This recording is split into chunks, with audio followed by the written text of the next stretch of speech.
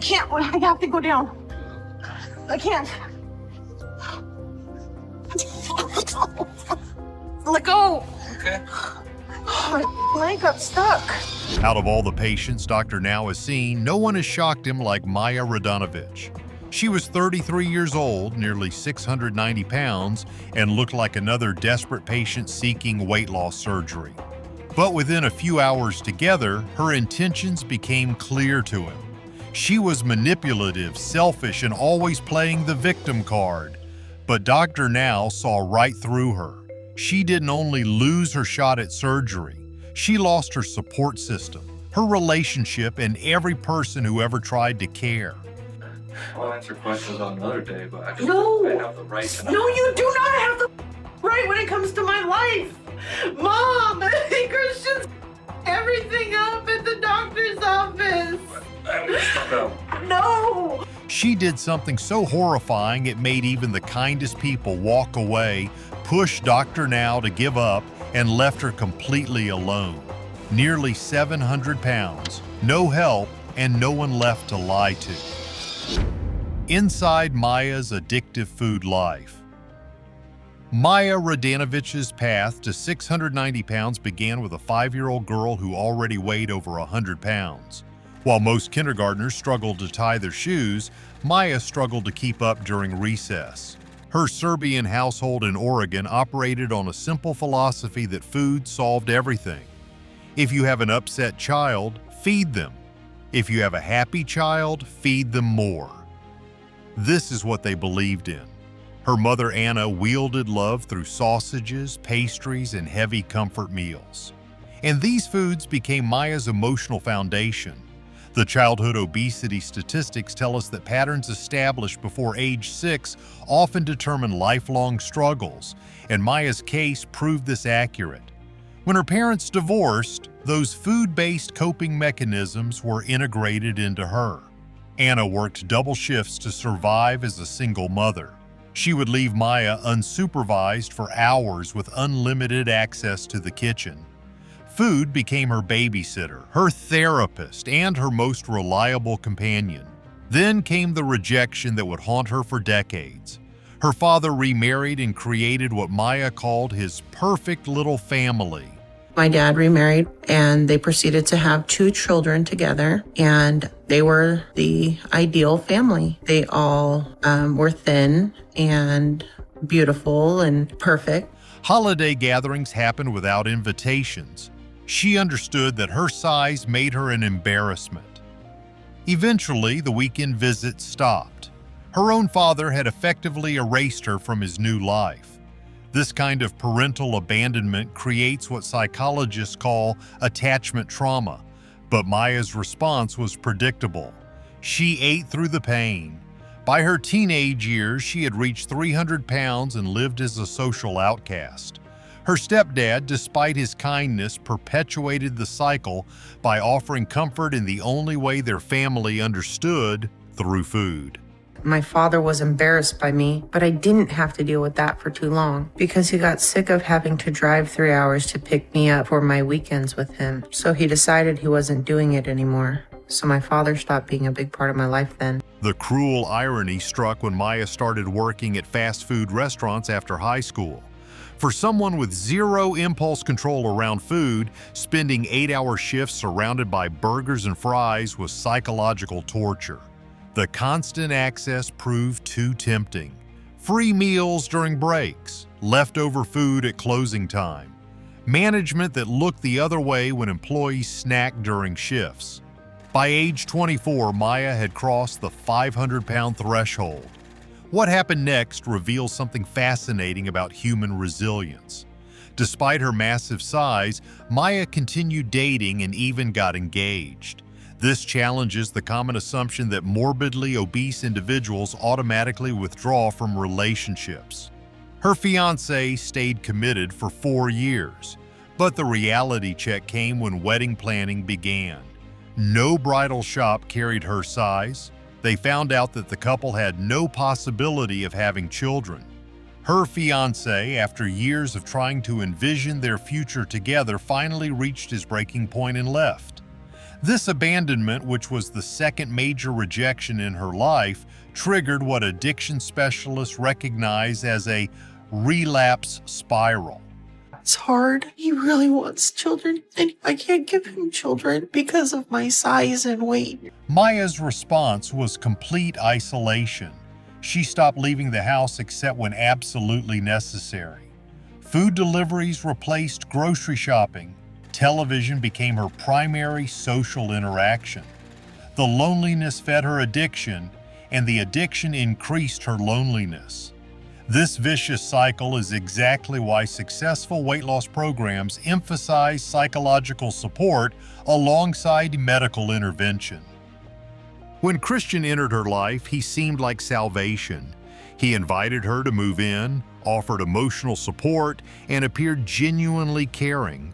Maja interpreted this as a fresh start, but by then her body was failing catastrophically. Simple hygiene tasks required assistance. Getting dressed left her breathless and exhausted. Her legs swelled daily from poor circulation. Sleep brought anxiety about whether her heart would survive the night. She slowly changed from Christian's girlfriend to his patient.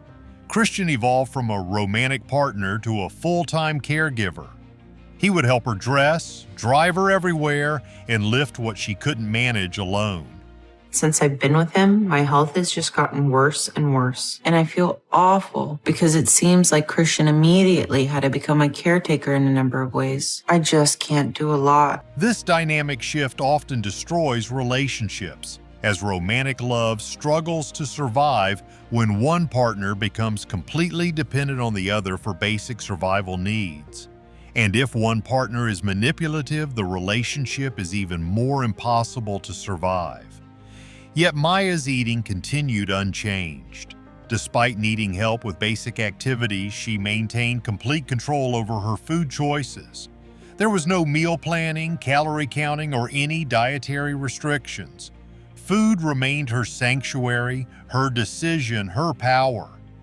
Even as her body betrayed her daily, eating was the one area where she still felt autonomous. Maja would thank God each day for surviving another night, fully aware that her weight could kill her at any moment. Yet when opportunities for change presented themselves, she found excuses to avoid them. The self-destructive behavior signaled that she was facing deeper psychological issues that extended far beyond food addiction. And this was starting to hurt her relationship with Christian. The shocking ways she controlled Christian. Christian thought he was dating someone who needed extra help. What he got was emotional abuse disguised as dependency. Maja had turned neediness into a weapon, and Christian was her primary target. Every request Maja made came with invisible strings attached. When she asked for help, saying no triggered an immediate punishment cycle.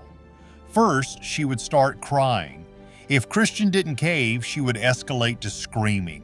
When that failed, she deployed guilt so heavy it crushed any resistance he might have left. Maja demanded complete submission, and the Houston trip revealed her tactics in detail. Do you think they have like urgent care and stuff down there I can go to? Maybe. I'll take a look online to see if it's a third world country. I'm getting really stressed out, Christian. Don't need your attitude. Before they even left the house, Maja started picking fights. She accused Christian of having an attitude when he was trying to stay calm. She claimed her leg was suddenly swollen and nobody cared enough to help her. She mentioned needing urgent care, but as a threat, not a medical concern. This was chaos as a control method. Keep everyone off balance and they cannot question your demands. Where's your purse? Christian? Really? I don't know where Get your off purse. your phone. I don't know where your purse Be is. a part of this. Where the is your purse? Your It's purse right is next to you. I left it right next to you. At the airport, Maja threw fits at him even more. She complained that the walking distances were too far, as if airport designers had specifically targeted her. The seating was uncomfortable, like the staff had deliberately chosen the worst chairs. She accused airport workers of lying about terminal layouts, treating their standard information as personal attacks. Chairs don't move. Holy, they don't. I found one. It's small, but I don't care. Christian moved through this minefield carefully. He would speak softly, help quietly, like someone who had learned that any wrong word could detonate an explosion. He had been trained through repetition to anticipate Maya's needs before she voiced them, because failing to read her mind meant facing her wrath. The car rental scene exposed the calculated nature of her breakdowns. When their reserved SUV was unavailable, Maja orchestrated a medical emergency.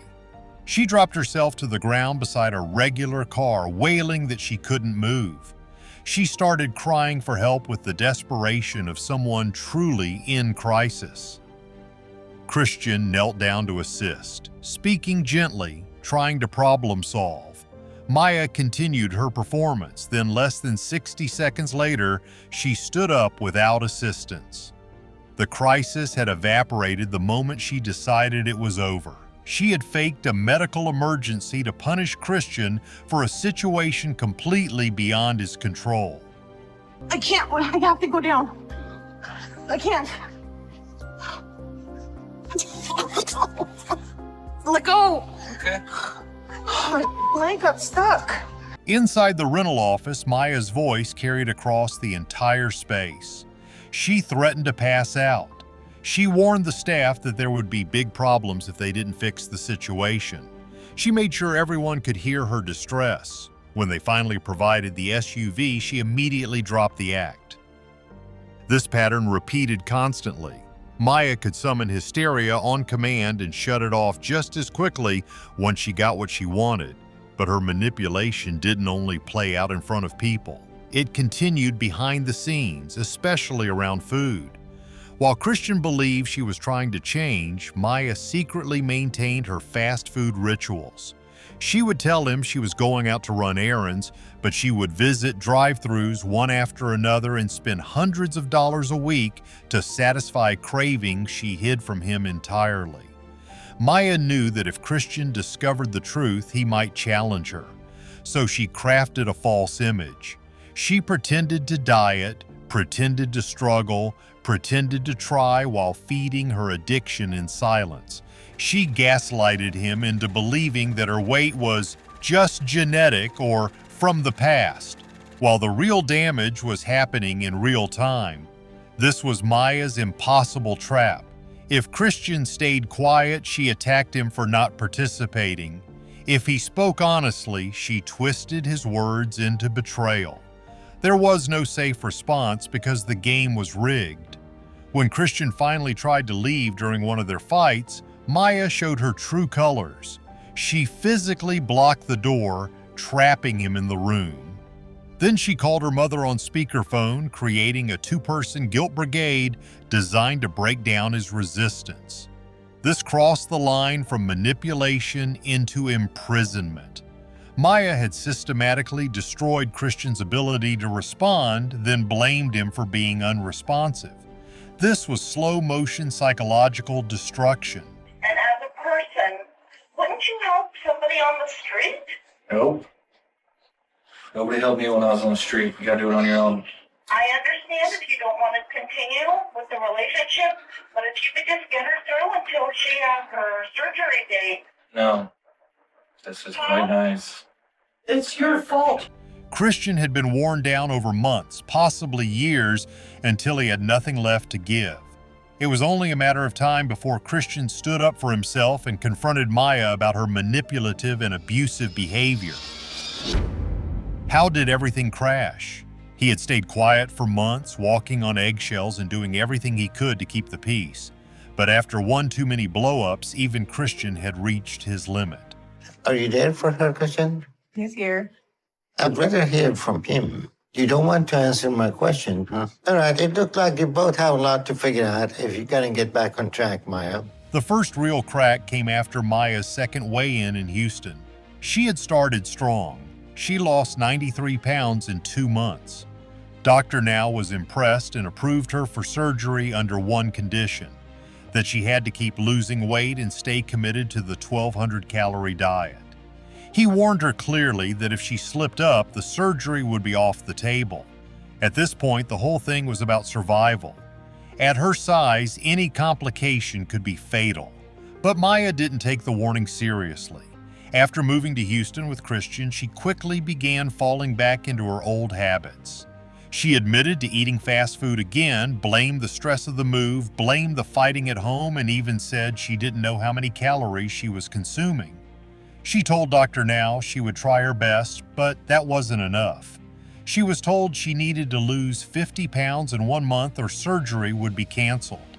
Instead, things got worse. Christian had been silently absorbing the emotional chaos for too long. But at their next appointment, when Dr. Now asked him if he was being supportive, he said nothing. So at this time, I'm canceling your weight loss surgery. But if you want to show me that you're not going to make any more excuses and you're ready to work hard again, then I want you to lose 50 pounds over the next month. Okay. Maya's face changed instantly. She knew the truth was coming out, and she panicked. She snapped at him, accused him of ruining her progress, and made a scene in front of everyone. She even called her mother during the fight, trying to guilt Christian into staying by putting him on speaker. But he was done. I'll answer questions on another day, but I just No. I have the right to No, you do not have the right when it comes to my life. Mom, Christian's everything up at the doctor's office. I'm gonna step out. No. The mask had slipped, and Christian wasn't going to play the role anymore. So you text me that you're leaving tomorrow. Yes, I'm leaving tomorrow. I got the ticket. The very next day, Christian sent Maja a breakup text. Just a message that said he was leaving. His mother bought him a bus ticket, and the next morning he was gone. Now Maja had a new problem. Dr. Now's program doesn't just require weight loss. It also requires a full-time support system for post-operative care. Patients must have someone to help them during recovery, including dressing, bathing, food prep, transportation, and daily supervision. With Christian gone, Maja had no one. Her aunt offered to help, but she lived far away and couldn't commit full-time. And worse than that was that Maja didn't lose the 50 pounds she was required to. In fact, she gained 5. She walked into her next appointment knowing she had failed, but still tried to offer excuses. Dr. Now didn't buy them. He told her clearly that no weight loss, no support system means no surgery. Just like that, everything collapsed in her life. The surgery was canceled, her boyfriend was gone. I know it's not easy to just say no to your old habits, but you do have other options every single time to make a choice not to give in. You can call us if you need our help, and we'll give it to you. Okay. You also have an option to make a choice that doesn't damage your health. So none of this is an acceptable excuse. And the truth is that Maja didn't lose everything overnight. She pushed it all away with all her lies and manipulation. The moment. Maja finally took control. After losing her surgery, her partner, and any real support, Maja hit the lowest point of her entire journey. For weeks, she disappeared from the clinic. She stopped following her diet. She ate whatever she wanted. And without Christian, she had no one to blame but herself. For the first time, the manipulation stopped working. But then something changed. Dr. Now gave her one final chance to stay in the program, lose another 50 pounds, and begin therapy.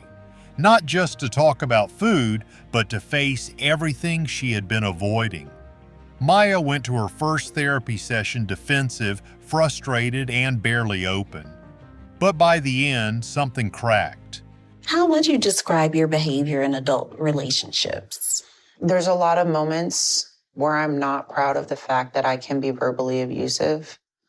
And that stems, I guess, from my childhood. When asked about her past behavior, she admitted the truth. She said she had been verbally abusive in relationships. She said it stemmed from childhood, from feeling rejected and unwanted. She finally stopped pointing fingers and started taking responsibility.